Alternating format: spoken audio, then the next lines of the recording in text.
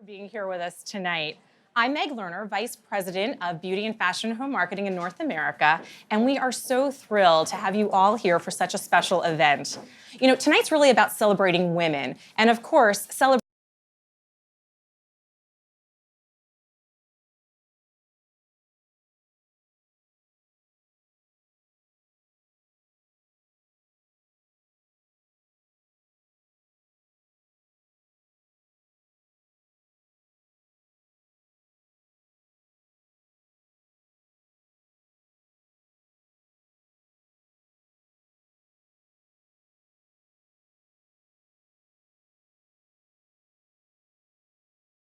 in the fight against breast cancer. And really, for Avon, every month is Breast Cancer Awareness Month. But in celebration of the formal Breast Cancer Awareness Month this October, we're thrilled to have Dr. Paul Goss here with us. He's a renowned expert and true global hero in making incredible advancements in breast cancer research. And last but not least, I'm so thrilled to also celebrate our Avon representatives, who are really the stars of our Avon show every single day. And you're going to meet three of these incredible ladies who I know you're going to find so inspirational. So before we get started, I want to set the stage a moment and really share with you our new brand statement, which was launched earlier this year. It's Beauty for a Purpose. And I know many of you have seen this and hopefully engaged with it. It's really a new way of speaking about our mission that's really as true today as it was when we were founded almost 130 years ago. Essentially, our mission is really about creating a world with more empowered women, because empowered women bring more beauty into the world. And one of the most important drivers of women's empowerment is really financial independence. And through our Avon Earnings Opportunity, we've created the largest global network of empowered women on earth. Our 6 million Avon representatives are empowered women who are inspiring and empowering others through beauty. We give women the right products, the right earnings opportunity, and the right support network for them to be successful. Because beauty is the journey, but empowerment is the ultimate destination. So tonight, we are so thrilled to be joined by our friend and a really wonderful partner who really embodies the Beauty for a Purpose mission. It's, of course, our Avon Global Ambassador, Fergie. Fergie's been a part of the Avon family for 5 years, and she's such a special partner to us. As I'm sure you know, she has amazing fragrances with Avon. And tonight, obviously, she's here to launch her newest, Outspoken Party. And I'm sure you all know that she's also been an outspoken advocate for women's empowerment. She's really participated in Avon's efforts all around the globe. And she's really supported the Avon Foundation for Women's Causes, including domestic and gender violence, and of course, the Breast Cancer Crusade. We're so happy to have her here with us tonight to celebrate the launch of her newest and her 5th fragrance with Avon, Outspoken Party. So please welcome Fergie.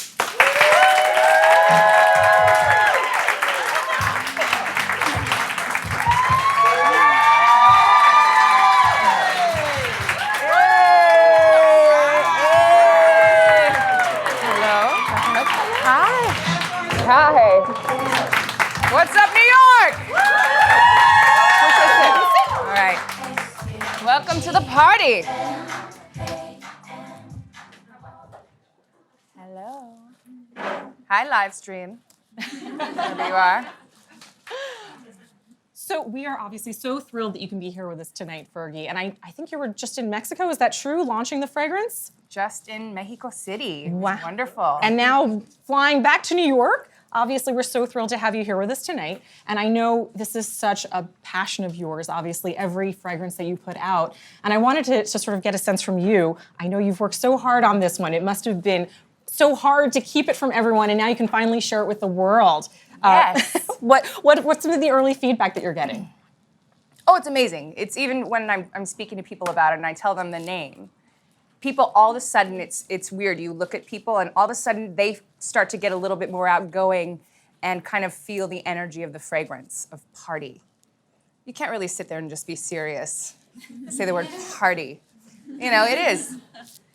It's a great fragrance. It is, and it's about celebrating life.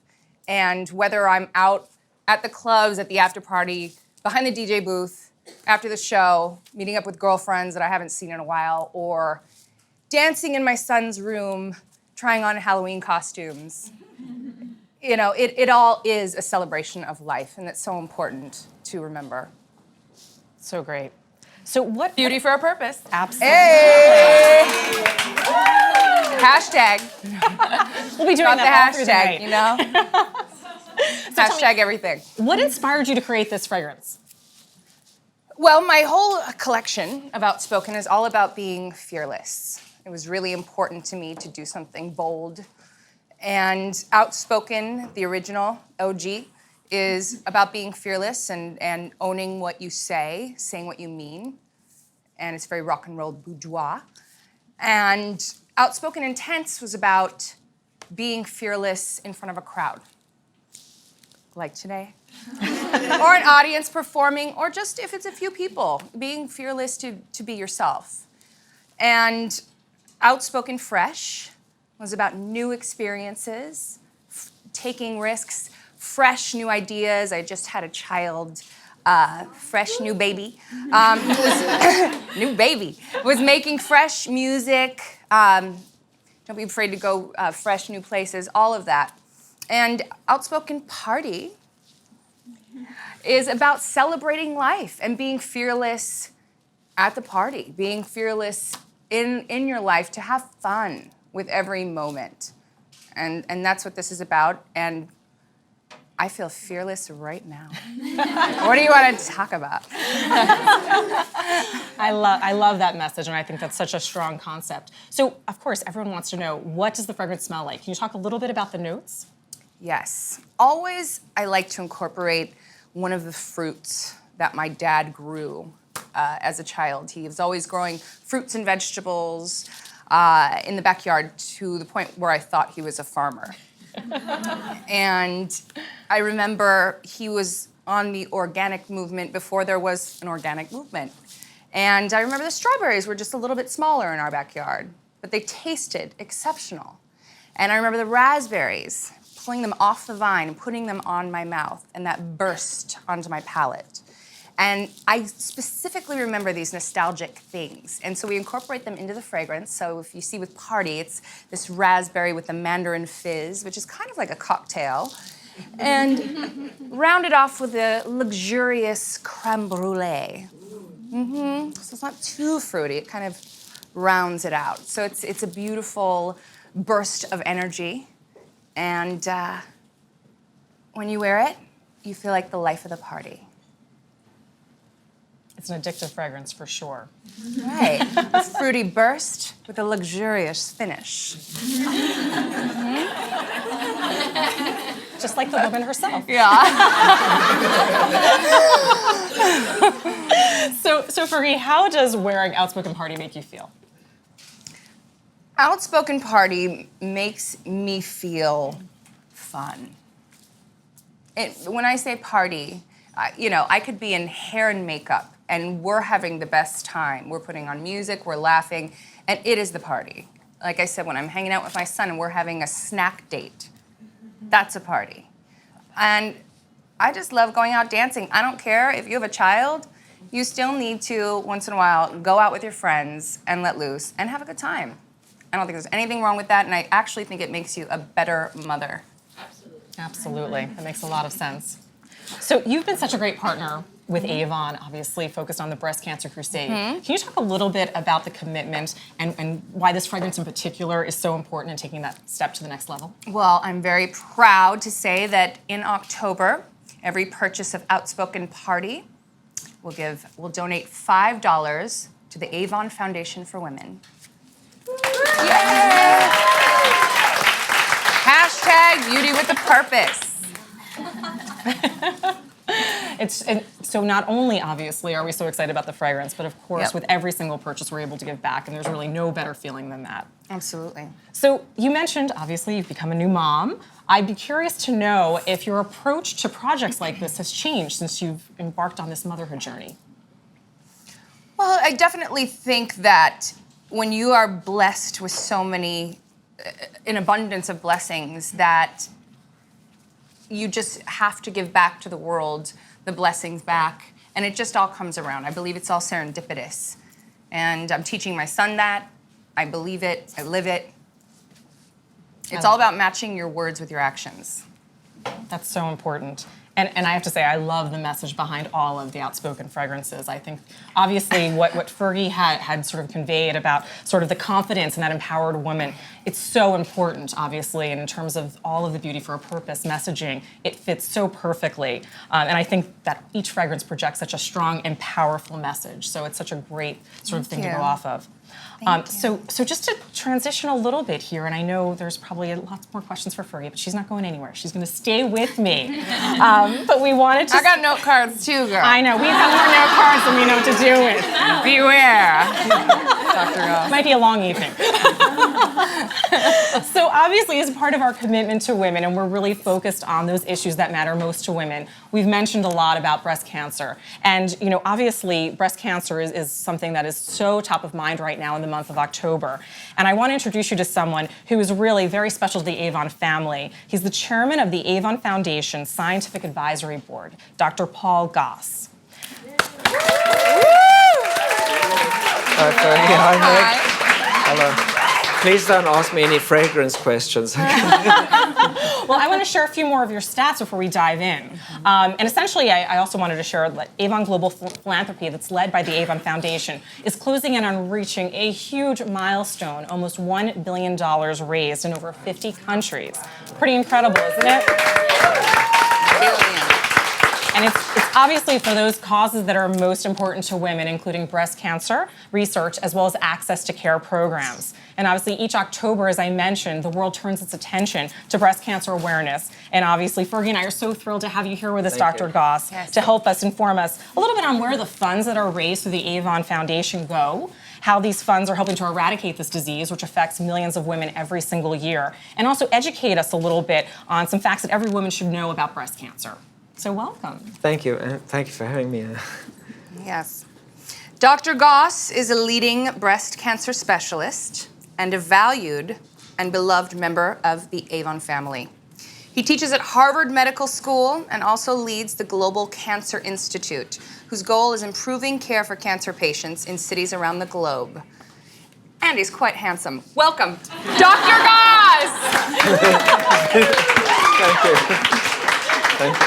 Thank you very much, Meg. Thank you, Fergie, for that introduction. That wasn't in the note cards, by the way. So, Dr. Goss, can you tell us what inspired you to get into medicine, and more specifically, breast cancer? So I've had the good fortune of living in 4 countries. I was born in South Africa. And I was born in the apartheid era of South Africa, and I saw such glaring disparities across the board, especially in healthcare. And I learned to understand what disparities means. And as I traversed my medical career, I grew more and more strongly committed to devoting my energy and my expertise to the unspoken majority of women in the world for whom nobody tends to lobby for and shelter and look after. So a percentage like 92% of the world's population consume only 6% of the resources available for cancer control and cancer.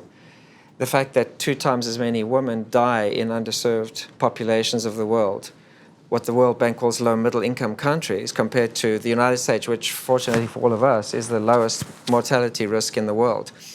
And there are multiple explanations for that, but I was recruited here from Princess Margaret Hospital in Toronto by the Avon Foundation, and I became an Avon Foundation scholar and fellow. And since then, they've supported my Avon Global Breast Cancer Program. They've supported me bringing doctors from all around the world, from low-middle income countries, and for training and for research and for things. So I'm very privileged to be part of the Avon family. And we're privileged to have you as part of the family, Yeah, for that's sure. amazing. Is it my go? It's your go. Oh. All right.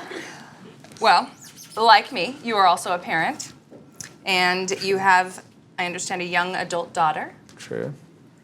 What advice do you give her on cutting through all of the confusing information that is out there today about breast health? I think that all of our attention focuses on breast cancer very strongly on young women who are often in the media about incidents of breast cancer. But it's important for young women to recognize that breast cancer is very rare in young women. Only about 10% of all breast cancer patients are below 40 years of age.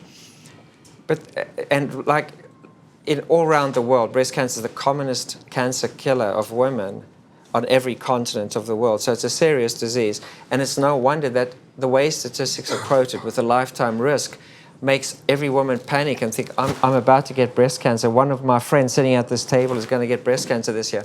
But that's a misleading statistic when you look at the chances of getting breast cancer over the next, say, 10 years, given your age today.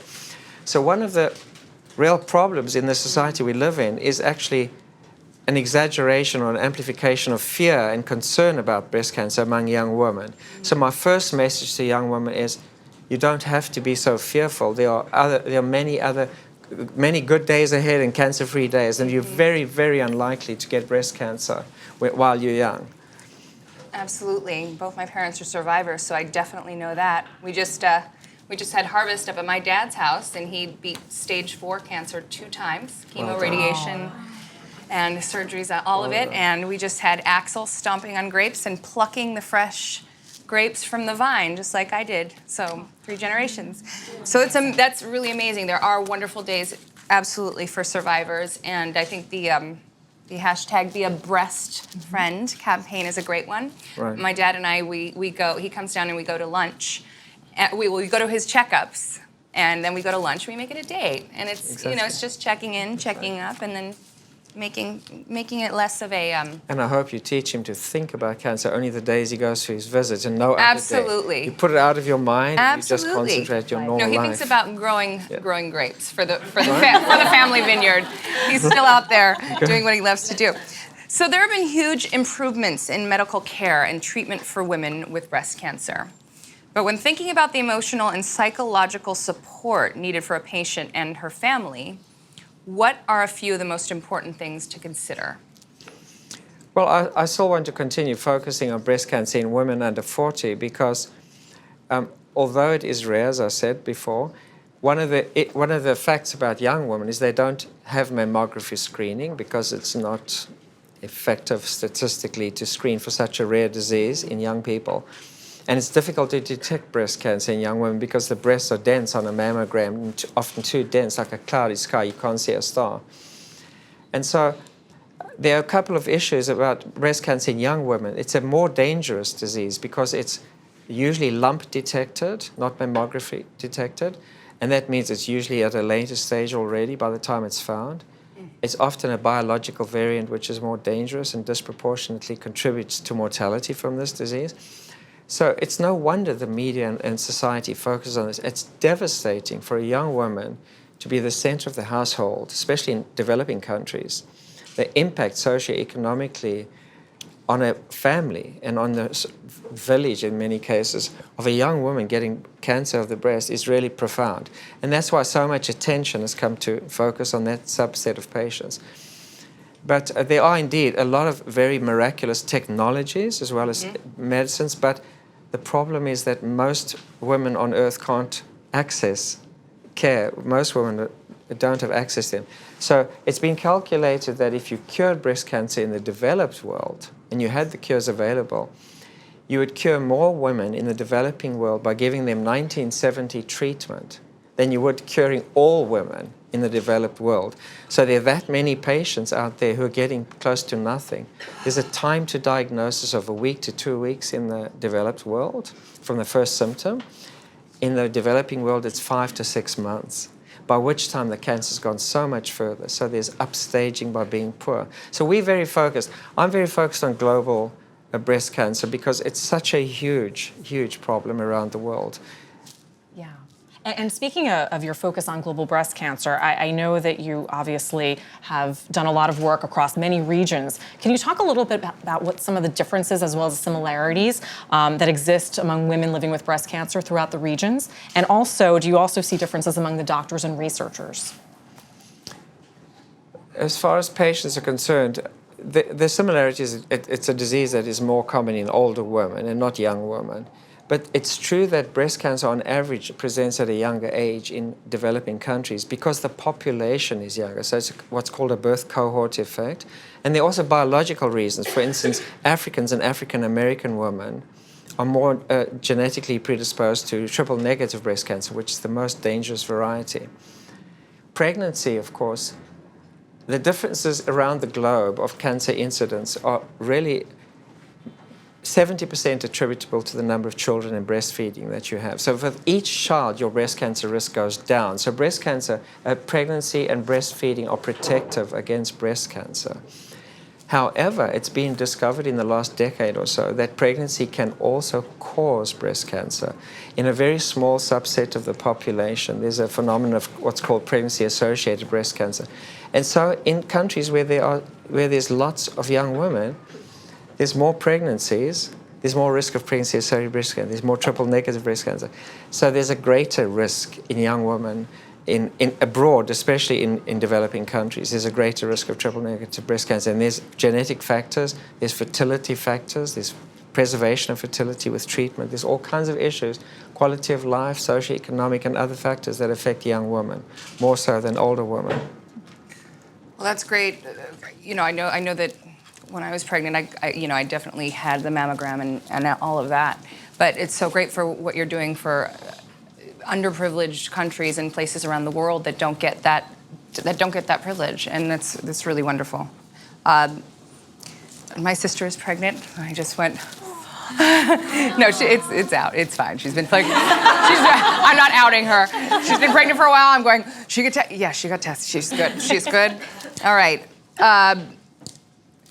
So how do you stay connected? You're very global. How do you stay connected with all these doctors? I've heard there's something like a tumor board, which is like kind of like a Skype with all doctors. So that was the other question Meg asked. One of the most disconcerting things for a patient or a patient's family, as many of you may have experienced, is if you go to two different doctors and you get totally different opinions, and particularly true in the same hospital or the same group of doctors. Yeah. So one of the things American doctors strive to do is have uniform standards of care so that you're not dependent on a doctor. The doctor could get run down or have another engagement. You like to hear the same message wherever you go to.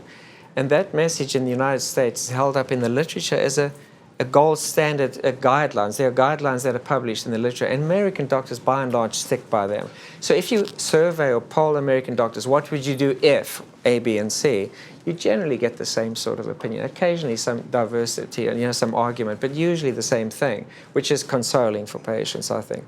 What we find in developing countries, another hit against the patient, is the doctors see 100 patients a day.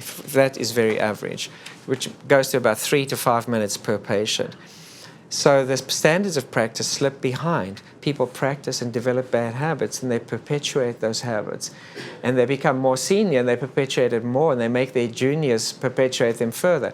So we have tumor boards, which we have a technology, we use just a Google technology, but we have tumor boards of up to 300 physicians, all breast cancer doctors, online at the same time live.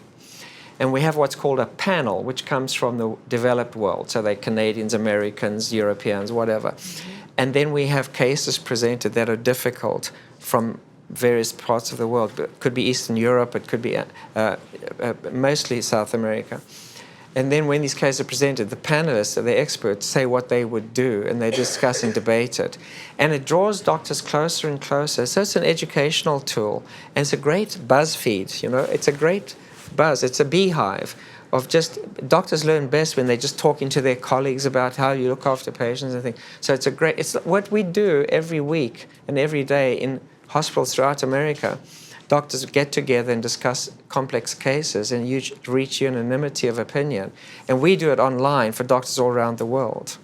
That's great. So back in the day, whereas it would take years for this knowledge to come across the world, it's in a split second. You guys are doing it and connecting. And we often save patients the cost and impossibility of flying to Memorial Sloan Kettering or to MD Anderson or wherever for another opinion. We do it right there and then. So you're getting basically a second, third, and 10th opinion.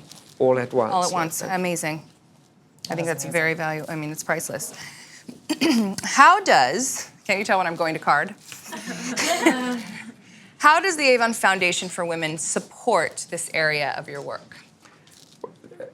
Everything we do has been supported both financially from all the walks, thank you very much, and from the walks, we are supported in our program, and we support our research staff, and we recruit fellows, the doctors that I told you about. We have these doctors that come for short or longer periods of time to stay with us at Mass General, and we distribute them across the United States to academic centers. where they learn and hone their skills and become better doctors. And we instill in them, I call it brainwashing, but we instill in them the importance of, to be a good doctor is to close the door and do well for the patient in front of you. To be a great doctor is to be asleep and have patients benefiting from what you do during your waking time. And so making a policy change or an environmental change, you know, at Mass General, we do valet parking for patients. You can't believe how successful that was and how popular with patients. So things that change patients' lives, just organizational things that doctors don't know anything about, really benefit patient care. So the Avon Foundation has supported everything we're doing, and they're expanding around the world. That's great. It's amazing that something as simple as valet parking can make such a difference. Big difference. Well, Dr. Goss, thank you so much for being here and obviously sharing such great insight on all the work that's being done, and obviously so inspirational to hear the progress that's being made. And I obviously, want to sort of thank you, but also recognize that not only obviously are the walks a contributing portion to Avon's commitment to breast cancer, but also our Avon representatives play a really important role. So we're going to switch gears a little bit here, and I think we're going to move on and welcome 3 really amazing women. They are our Avon representatives, and thank you, Dr. Goss. Dr. Goss.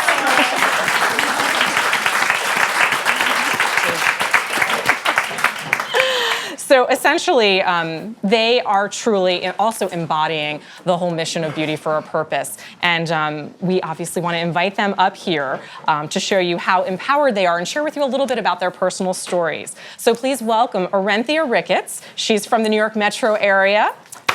Yes. Emily Segrin from the Chicago area. And Ivana Diaz from Southern California.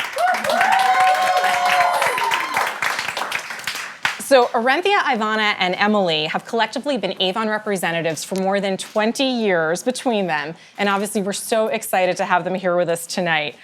Their individual stories are all in your programs, but we wanted to take a few moments so you can hear a little bit from them and their personal stories tonight. So let's get started. Emily, let's start with you. Hi, how are you? Good, how are you? Good. So tell us a little bit about why you decided to embark on this opportunity and join the Avon family. Yes. Hi, Meg. Hi, everyone. A big draw for me joining Avon was about the strength of the brand. Avon is really a company for women, and it's not just about making women look good. It's about joining a community of empowered, beautiful women and creating our own destiny. I'm able to create my own hours. I'm my own boss, and I get to be there for my kids and my family when I want to be. That's great. Absolutely. Absolutely. I hear you. I feel you. You're a boss. A boss. Absolutely. Well, I feel the same way about the company. Absolutely. And I know you, Orenthia, you were a shoe lover, and you started selling Avon products to keep up with your shoe buying habit, but ended up providing for your entire family. Absolutely. Please tell us about that. Absolutely. Wow. 8 years ago, I started Avon just to earn a little extra money, a little extra cash. I didn't have to talk with the husband about the budget for the shoes. And the business started to grow, and shortly thereafter, I was downsized from my corporate job. And I said, let me work at this Avon thing. And I started to earn more income than I expected. And I tell you, it's been such an awesome, awesome journey. I am self-employed. I'm in control. I don't have to wait for a job from anyone. And it's such a beautiful feeling. I feel so empowered, and I'm also privileged to share this empowerment with other women, and that's a beautiful thing. Absolutely. So Ivana, your story's a little bit different, right? You essentially grew up surrounded by Avon. Tell us a little bit about your path to becoming an Avon representative, and was it almost inevitable that you'd become a representative? I think so. My mom, she started selling when I was 4 years old, and Avon was in my family for such a long time that I became passionate about the products. I fell in love with the makeup when I was little, and I grew up with it. So now that I'm older, I can see that the company is based on much more than just makeup. It's about giving opportunities to women and making them feel confident in themselves. And I believe that Avon gives so much back to the people that are in this company, and it's phenomenal to think that I'm part of it. That's great. Absolutely. Sweet. It's really great. I'm hearing all of you speak, and I'm going.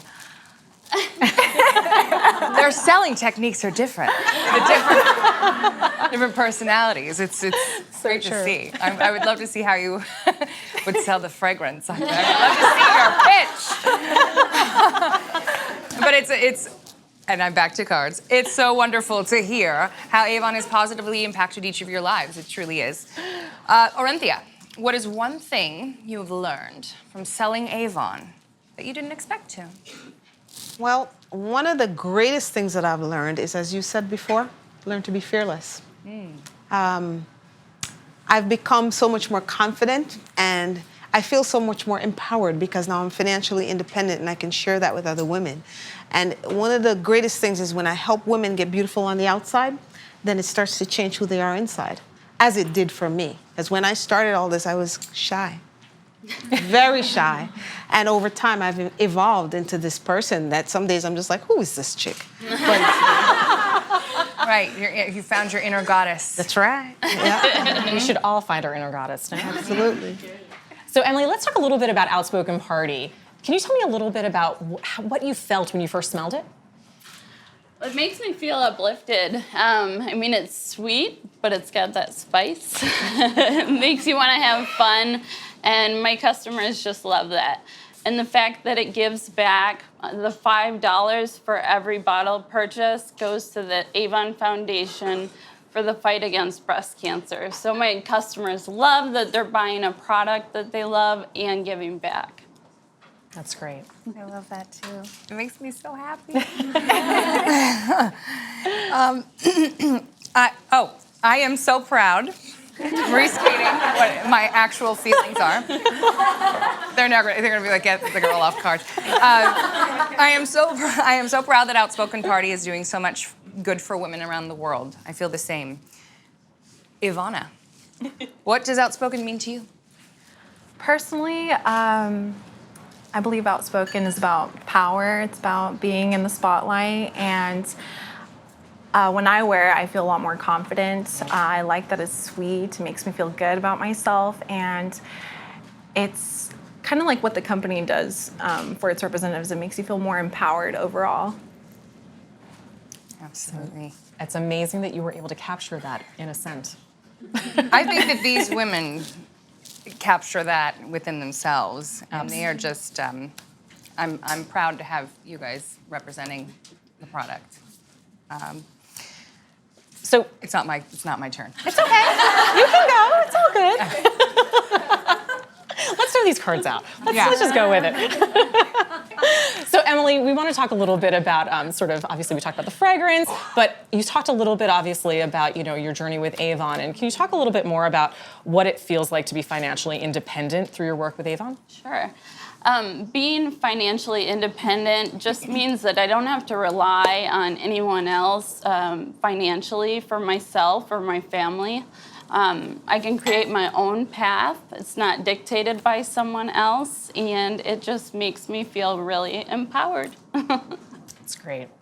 And you heard me talk a little bit earlier about our Beauty for a Purpose campaign. And as part of that campaign, we're featuring an Avon representative on the inside cover of every brochure. And we are fortunate to have one of our stars of our Beauty for a Purpose campaign here with us. It's Miss Orinthia. So she is a celebrity through and through. We've got two celebrities here, right? So Orinthia, can you talk a little bit about what it means to you to be a part of this campaign and really be included in such a special way? Wow, it's been such an exciting journey. Very humbling at the same time. Avon has helped me realize so many big dreams, one of which I'm a model. Who knew? Who knew? It's when the first time I saw my photograph in the brochure, I was like, wow, that's me. And it's great because, as it says, beauty for a purpose. We're not just here to look pretty. We're here to change lives. We're here to empower people, women and a few men. And it's been such a game changer for me. I started just to earn a little extra money, and now I have 2 kids in college. I pay a mortgage, and all of this is facilitated by my Avon income. And it just makes me feel so much more powerful, so much more empowered. And sometimes I can't even get it out. It just makes me feel so good to know that a company such as Avon is here, and the purpose of Avon is to empower women. And I feel so personally empowered. Financial independence, confidence, the list goes on and on. Dreams, I've had so many dreams come true. I can dream big. There's no cap on my salary. Everything is up to me. There's nobody that can tell me when to come to work, when not to come to work. It's all up to me. And as Emily said earlier, I can choose my own path. I can choose today whether I want to be mommy all day, or if I want to be Avon rep all day, or I can do half and half.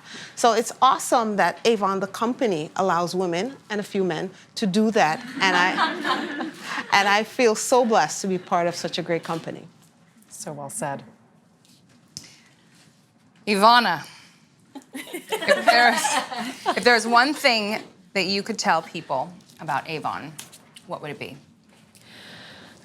I would like to tell everyone that, first of all, I'm 23 years old, and I grew up thinking, like everyone else, that Avon is your grandmother's makeup brand, and that's absolutely not true. Avon is going to be 130 years old next year, and there's a reason why we're still around. And the products are really good, they're affordable, and the company just stands for way more than just beauty. And we truly empower women, and that's our driving force. Selling makeup's the second. So overall, I would just tell them to try it and see what the whole hype is about. Absolutely. My grandmother, Grandma Lynn, she was an Avon lady. Back in the day, they called it Avon Lady. Mm-hmm. Avon Lady. And my mom helped make the packaging and do all the presentation just like you did. But now it's Avon Representative. And I kind of like that. It's empowering women to be self-sufficient economically and to make their own money and provide as well. But as well as be elegant and feminine and sexy, like I'm seeing all of you represent with your different styles, and it's the modern woman. And there's more coming. There's probably even more. But I can't talk. We can't talk about that yet. But it's even good. Just put it this way: we have a fragrance called Party. Okay, we are not afraid to have a good time and make our own money. So I agree completely. So thank you so much. I want to sort of say thank you to all of our guests. Obviously, the incomparable Fergie. It's so amazing to have her here. Thank you, Meg. Amazing. Dr. Goss, who I think may have already be on his way to the airport. So a thank you to Dr. Goss. There's a global tumor board tomorrow morning, so he has to be back in Boston. Hey. The world keeps on spinning. And of course, to our amazing Avon representatives. Didn't I tell you they were going to be inspirational? Yes. So Fergie's point, we are going to get the party started, but not yet, because we've gotten some terrific questions from around the globe via Twitter for Fergie. Oh, gosh. Everybody wants to talk to you tonight. Okay. Okay, so the first question comes from Argentina. Okay. What message can you give to all women around the world that are fighting breast cancer? The message I can give to women who are fighting breast cancer is that you are not alone. As I've seen from the walks that I've participated in and heard the stories, you have plenty of support. You have a sisterhood and a few men. and the more support you get, the easier the fight becomes.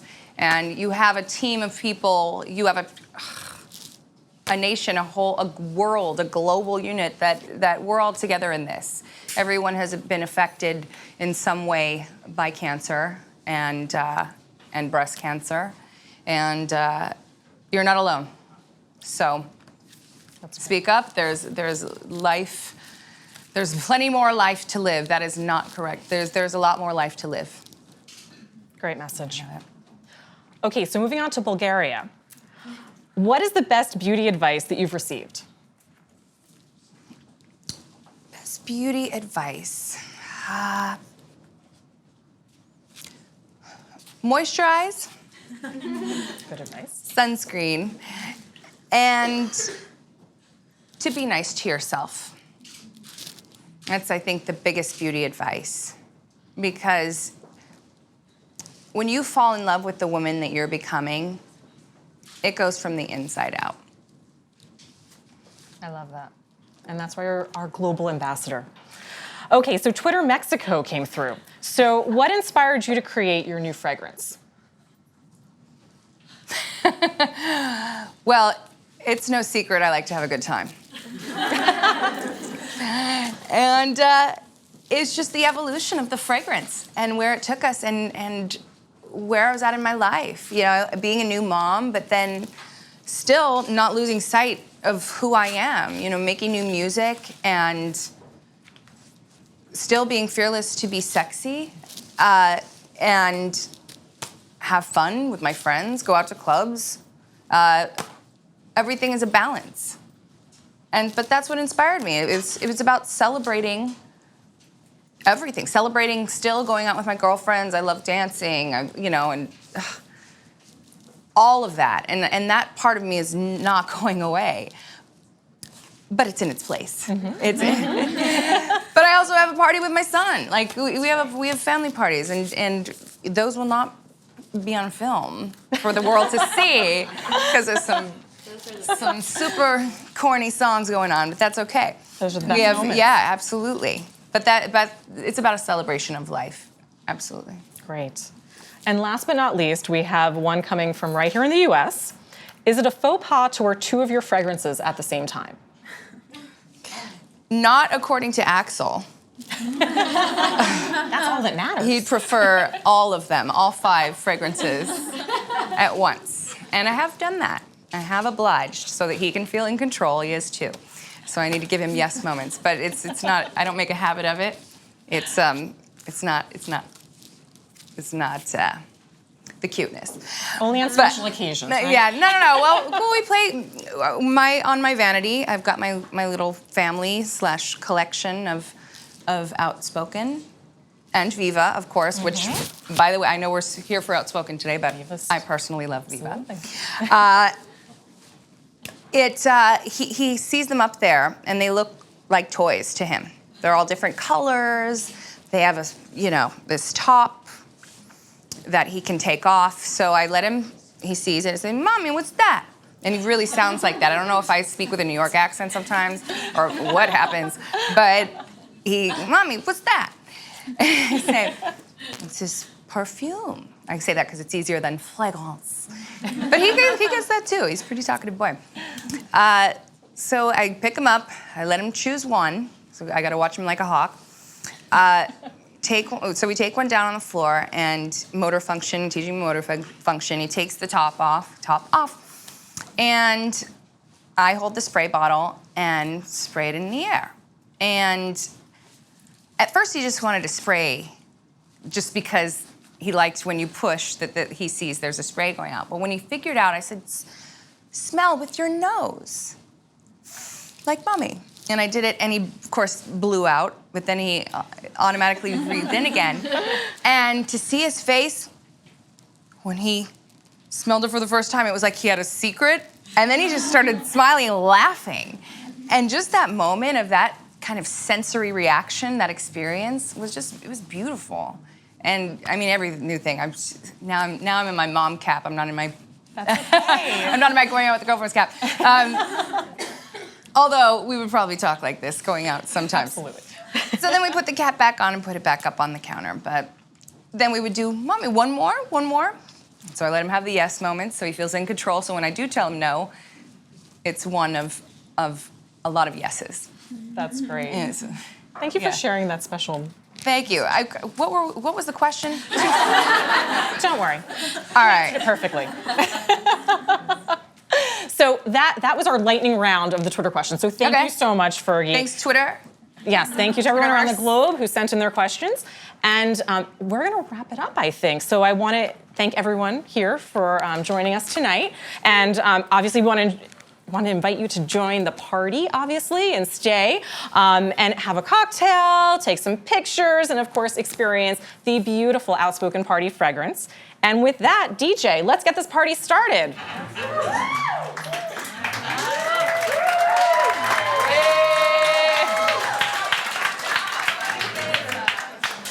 Oh my God, thank you You are amazing. so much. Oh my goodness, you're amazing. Thank you for being so amazing.